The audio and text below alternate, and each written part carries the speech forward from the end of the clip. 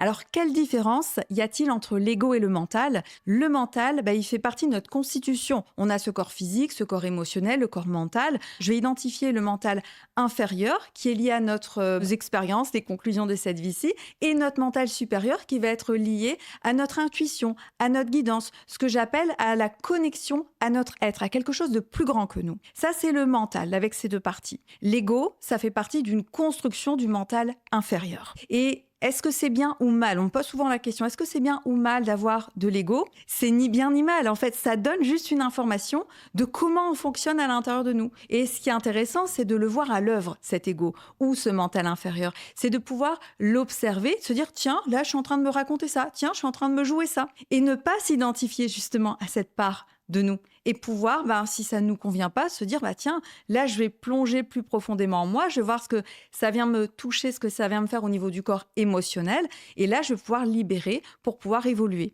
Et après, selon moi, être à chaque fois une meilleure personne. Ça veut dire quoi, une meilleure personne? Ça veut pas dire, je n'ai plus d'ego. Ça veut dire, simplement, ce n'est pas mon personnage et ce n'est pas mon ego qui dirige ma vie. Voilà. Et s'il est à l'œuvre, c'est OK, mais j'en prends conscience et je vais pas le laisser me diriger.